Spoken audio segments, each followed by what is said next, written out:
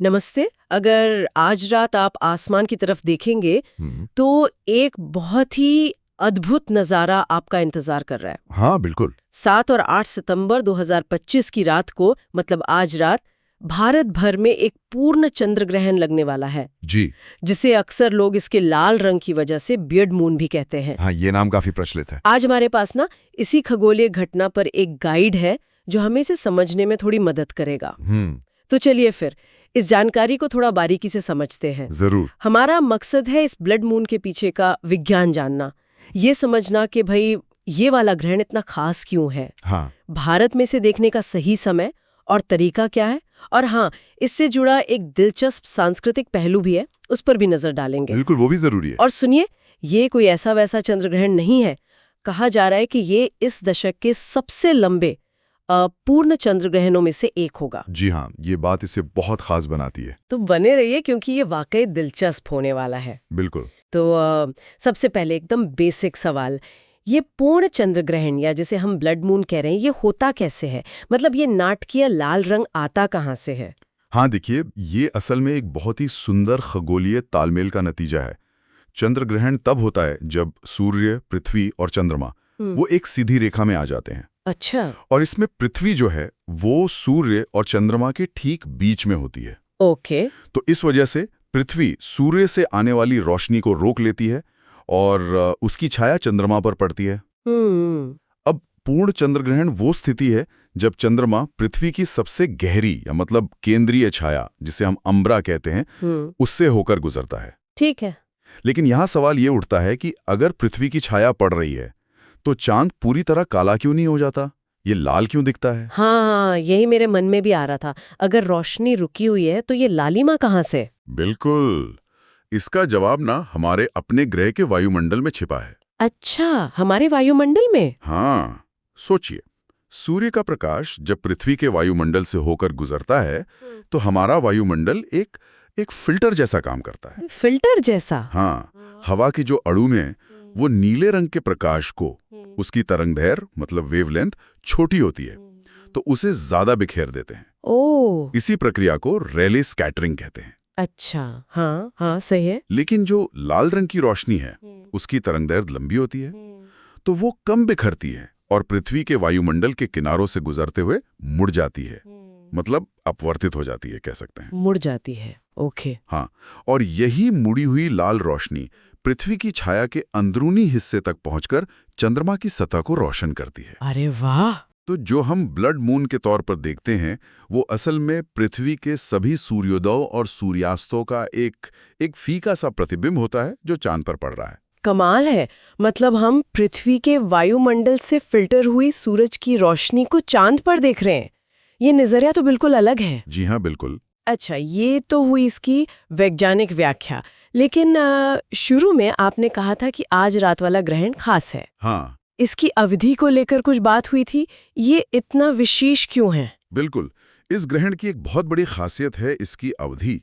जो स्रोत हमारे पास है उसके अनुसार पूर्णता की अवस्था। पूर्णता की अवस्था मतलब वो समय जब चंद्रमा पूरी तरह से पृथ्वी की अम्बरा में रहेगा, वो गहरी छाया में, और सबसे ज्यादा लाल दिखेगा। हाँ हाँ। वो अवधि लगभग 82 मिनट तक चलेगी। 82 मिनट? अरे, यानी करीब करीब 1.5 घंटा। ये तो काफी लंबा समय है किसी खगोलीय घटना के लिए। क्या ये सामान्य है? नहीं, ये सामान्य से काफी ज्यादा है। और दरअसल यही बात इसे इस दशक के सबसे लंबे पूर्ण चंद्र ग्रहणों में से एक बनाती है।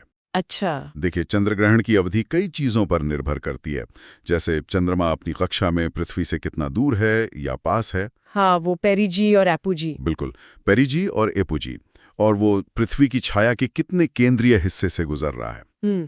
तो जब चंद्रमा पृथ्वी के थोड़ा करीब होता है और छाया के बीचों बीच से गुजरता है तो पूर्णता की अवधि लंबी हो जाती है। समझ गई। और इतनी लंबी अवधि का मतलब है कि जो लोग इसे देख रहे हैं उन्हें इस नज़ारे का भरपूर आनंद लेने का मौका मिलेगा। सही बात है। अक्सर पूर्णता कुछ ही मिनटों की होती है, तो ये 82 मिनट इसे वाकई एक यादगार खगोलीय घटना बनाते हैं। बिल्कुल। तो ये लंबी अवधि ही इसे खास बना रही है। अच्छा, अब आते हैं सबसे जरूरी जानकारी पर। भारत में इसे देखने के लिए कब और किस समय आसमान की ओर देखना है? मतलब IST भारतीय मानक समय के हिसाब से क्या टाइमिंग रहेगी? हाँ, समय का ध्यान रखना बहुत जरूरी है ताकि कोई ये नज़ारा मिस ना कर दे। बिल्कुल। तो देखिए, स्रोत और जो विश्वसनीय खगोलीय गणनाएं हैं, उनके अनुसार भारत के लिए जो समय सारणी है वो इस तरह है। और ध्यान रखिएगा, ये 7 सितंबर की रात से शुरू होकर 8 सितंबर की सुबह तक चलेगा। ठीक है। सबसे पहले शुरू होगा उपछाया ग्रहण, पेनम्ब्रल एक्लिप्स। ये होगा लगभग रात 8:58 20.58 IST 7 सितंबर को। उपछाया मतलब हल्की छाया? हाँ बिल्कुल, इसमें चंद्रमा पृथ्वी की हल्की बाहरी छाया पेनम्ब्रा में आता है।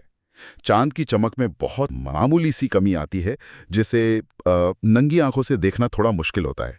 ओके। असली जो देखने लायक चीज शुरू होगी वो है आंशिक ग्रहण, पार्शियल एक्लिप्स। ये शुरू होगा लगभग रात 9:30 बजे IST पर। 9:45 बजे? हाँ, 9:45 के करीब। इसमें चंद्रमा पृथ्वी की गहरी छाया अंबरा में घुसना शुरू करेगा और आपको दिखेगा कि चांद का एक हिस्सा जैसे कट गया है या काला पड़ रहा है। अच्छा, जैसे किसी ने बाइट ले ली हो। हाँ, कुछ वैसे ही। फिर आएगा सबसे रोमांचक चरण, पूर्ण ग्रहण, टोटल इक्लिप्स। इसकी शुरुआत होगी लगभग रात 11 बजे IST पर। रात 11 बजे? हाँ जी। इस समय चंद्रमा पूरी तरह से एम्बरा में समा जाएगा और धीरे धीरे उसका रंग लाल या तांबे जैसा होने लगेगा।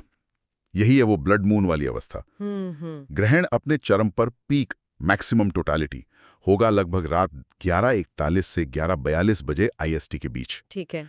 इस समय चंद्रमा अंबरा के सबसे गहरे हिस्से में होगा और उसका लाल रंग सबसे ज्यादा गहरा और साफ दिखेगा। Okay, peak time. बिल्कुल। फिर पूर्ण ग्रहण समाप्त होगा आधी रात के बाद 12:22 बजे IST, यानी अब 8 सितंबर की सुबह लग चुकी होगी। देर रात 12:15 बजे? हाँ, इस समय चंद्रमा अंबरा से बाहर निकलना शुरू करेगा और उसका वो कटा हुआ किनारा फिर से चमकने लगेगा। इसके बाद आंशिक ग्रहण चलता रहेगा जब तक चंद्रमा अंबरा से पूरी तरह बाहर नहीं आ जाता। ये चरण लगभग सुबह 1:26 बजे IST तक चलेगा। देर रात 1:30 बजे तक? हाँ, और अंत में उपछाया ग्रहण भी समाप्त हो जाएगा और चंद्रमा वापस अपनी सामान्य चमक पर आ जाएगा। पूरी खगोलीय घटना लगभग सुबह 2:25 बजे IST पर समाप्त होगी। सुबह 2:15 बजे तक चलेगा ये सब? जी।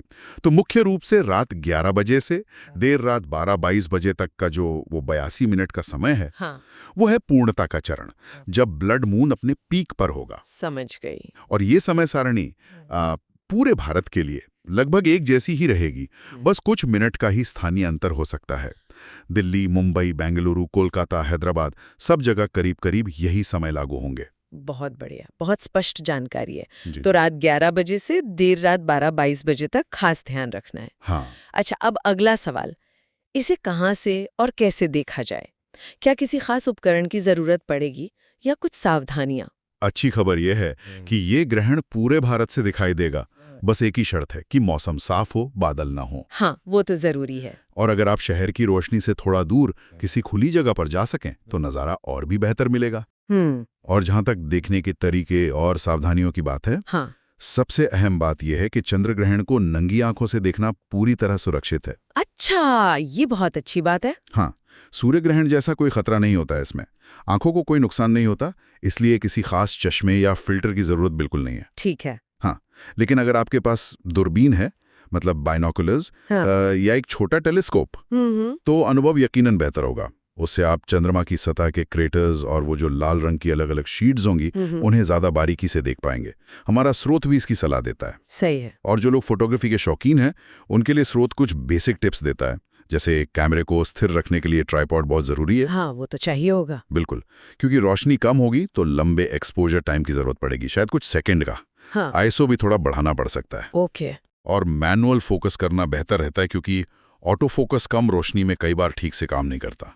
जूम लेंस हो तो चांद को फ्रेम में बड़ा दिखाने में मदद मिलेगी। ठीक है, और किस दिशा में देखना है? हाँ, दिशा की बात करें तो मध्य रात्रि के आसपास चंद्रमा आकाश में दक्षिण पूर्व से दक्षिण की ओर होगा। दक्षिण पूर्व से दक्षिण की ओर? जी। तो ऐसी जगह चुने जहां इस दिशा में कोई ऊंची इमारत या पेड़ वगैरह न हो, जिससे नजारा रुके। और थोड़ा धैर्य रखें, आंखों को अंधेरे में एडजस्ट होने का समय दें, फिर नजारा और साफ दिखेगा। बहुत ही काम की जानकारी है ये, खासकर ये जानना कि इसे बिना किसी उपकरण के भी सेफली देख सकते हैं। अच्छा, देखने की तैयारी तो हो गई, पर भारत में ना अक्सर ऐसी खगोलीय घटनाओं से जुड़ी कुछ पारंपरिक और सांस्कृतिक मान्यताएं भी होती हैं। हाँ, बिल्कुल होती हैं। हमारे स्रोत में सूतक काल का जिक्र था। ये क्या है और इसका इस ग्रहण से क्या लेना देना है? हाँ, स्रोत में सूतक काल का उल्लेख है। देखिए, ये भारतीय परंपरा और ज्योतिष से जुड़ी एक अवधारणा है। इसे ग्रहण के दौरान एक ऐसा समय माना जाता है जो कह सकते हैं आध्यात्मिक रूप से संवेदनशील होता है, या कुछ मान्यताओं के अनुसार थोड़ा अशुभ माना जाता है। अच्छा, अशुभ। हाँ, कुछ मान्यताओं में। परंपरा के अनुसार चंद्र ग्रहण का सूतक काल ग्रहण शुरू होने से लगभग 9 घंटे पहले शुरू हो जाता है। 9 घंटे पहले? जी। तो अगर हम आंशिक ग्रहण का शुरू होने का समय रात 9:57 PM ले रहे हैं, हाँ, तो इसका मतलब है कि सूतक काल आज 7 सितंबर को लगभग दोपहर 12:57 IST से ही शुरू हो गया होगा। ओ, यानी अभी चल रहा है। हाँ, पारंपरिक मान्यताओं के अनुसार। और इस सूतक काल के दौरान जो लोग इन मान्यताओं को मानते हैं वो कुछ खास नियमों का पालन करते हैं। जैसे वो खाना पकाने, खाने पीने से बचते हैं, पूजा पाठ या कोई नया काम शुरू करने से परहेज करते हैं। मंदिरों के कपाट भी अक्सर इस दौरान बंद कर दिए जाते हैं। इसके पीछे मान्यता यह है कि ग्रहण के समय वातावरण में कुछ नकारात्मक ऊर्जा बढ़ जाती है, जिसका असर इन चीजों पर पड़ सकता है। ओके। लेकिन ये भी दिलचस्प है कि कई लोग इसी समय को आध्यात्मिक उन्नति के लिए भी महत्वपूर्ण मानते हैं। अच्छा। वो कैसे? वो इस दौरान प्रार्थना करते हैं, मंत्र जाप करते हैं, ध्यान करते हैं, दान पुण्य करते हैं, या बस सचेत होकर आराम करते हैं। यहाँ ये समझना जरूरी है कि ये सब मान्यताएं जो हैं, ये सांस्कृतिक और आध्यात्मिक हैं।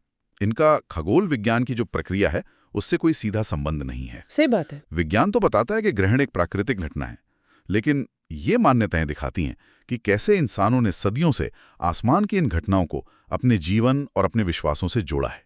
और यही बात इसे और रोचक बना देती है कि कैसे एक ही घटना के दो पहलू हैं, एक बिल्कुल वैज्ञानिक और दूसरा इतना गहरा सांस्कृतिक और ऐतिहासिक। हाँ। यह हमें सोचने पर मजबूर करता है कि अलग-अलग सभ्यताओं ने इन अद्भुत खगोलीय घटनाओं को कैसे देखा, कैसे समझा और अपने जीवन में शामिल किया। बिल्कुल सही कहा आपने। ये विज्ञान और संस्कृति का संगम वाकई बहुत फैसिनेटिंग है। अच्छा, तो हमने काफी कुछ जान लिया। एक बार फटाफट से मुख्य बातें दोहरा लेते हैं उन लोगों के लिए जो आज रात ये नजारा देखने की प्लानिंग कर रहे हैं। हाँ, जरूर। तो संक्षेप में मुख्य बातें ये हैं। बताइए। क्या हो रहा है? आज रात भारत में एक पूर्ण चंद्र ग्रहण है, जिसे ब्लड मून भी कहते हैं। ठीक। क्यों है खास? इसकी पूर्णता की अवधि लगभग 82 मिनट है। ये इसे इस दशक के सबसे लंबे ग्रहणों में से एक बनाता है। Okay, 82 minute. समय IST। आंशिक ग्रहण रात 9:57 बजे शुरू, पूर्ण ग्रहण यानी ब्लड मून वाला चरण रात 11 बजे शुरू होगा, पीक रात 11:41 11:42 बजे और पूर्णता रात 12:30 बजे 8 सितंबर खत्म होगी। पूरी घटना सुबह 2:25 बजे तक चलेगी। मुख्य समय रात 11 से 12:15। बिल्कुल। कहाँ से दिखेगा? पूरे भारत से, बस आसमान साफ होना चाहिए। ठीक? कैसे देखें? नंगी आंखों से देखना एकदम सुरक्षित है।